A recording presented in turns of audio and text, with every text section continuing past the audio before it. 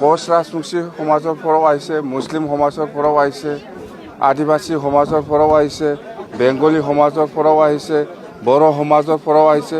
মুঠতে এই কোকৰাঝাৰ জিলাত যিমান জাতি জনগোষ্ঠীৰ সমাজকৰ্মী আছে, দল সংগঠন আছে, সবে এটেণ্ড হোৱা মানে এই আমি যিটো ডিচি ডাঙৰে যিটো উদ্দেশ্য লৈ পেলাই ইয়াত পিচ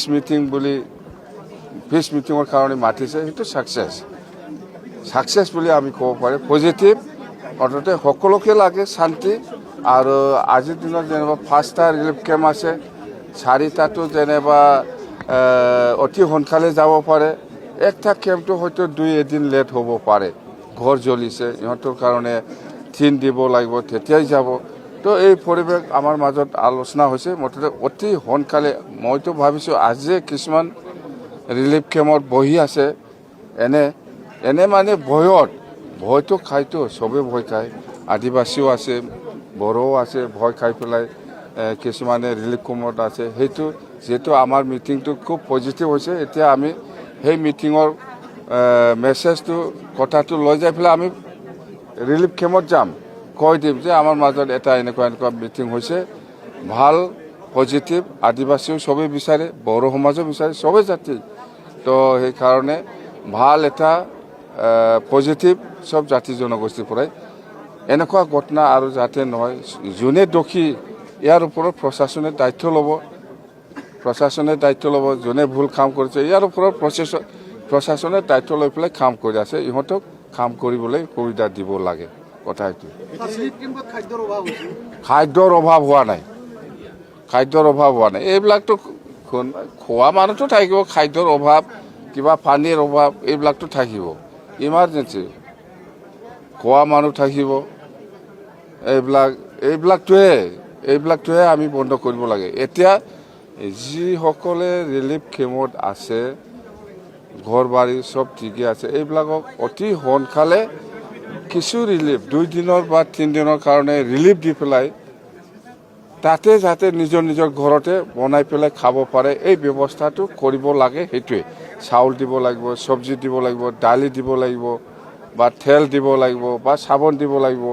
এইখিনি যিখিনি ব্যৱস্থা ঘৰত চলিবৰ কাৰণে যিখিনি ব্যৱস্থা কৰিব লাগে, এইটো দি পেলাই ঘৰত পঠাব লাগে। কথা সেইটোৱে। আৰু ঘৰ ভাঙি যোৱাটো 2 দিন সময় ল'ব পাৰে, 1 দিন সময় ল'ব পাৰে।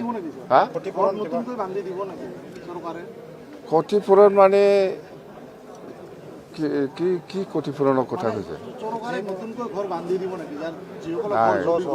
আজি মিটিঙত আলোচনাটো হৈছে অতি সোনকালে আজিৰ ভিতৰত বা কালিৰ ভিতৰত ইহঁতৰ কাৰণে থকাৰ ব্যৱস্থা কৰি দিব লাগে। সেইটোৱেই। আৰু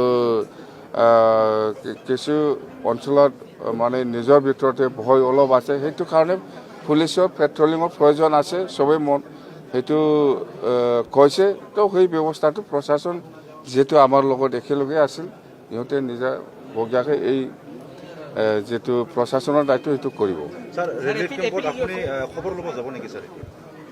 এতিয়া যাই পেলাই মিটিং কৰিছে, এই কথাটো যাই পেলাই ক'ব লাগিব না, ভাল হৈছে বুলি। দুই পক্ষ নহয়, চবেই আছে ইয়াত। ৰাজবংশীও আছে, মুছলিমো আছে, বেংগলীও আছে, সব জাতি জনগোষ্ঠী আছে।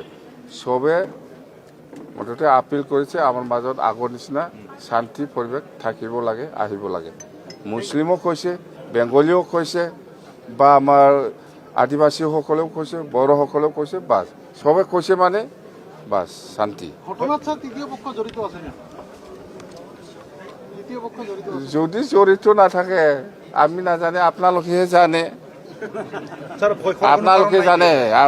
সাংবাদিকসকলে বেছি ভালকে জানে কোনে ইয়াত কি জড়িত আছে নাই, এইটো সাংবাদিকসকলে ভালকে জানে।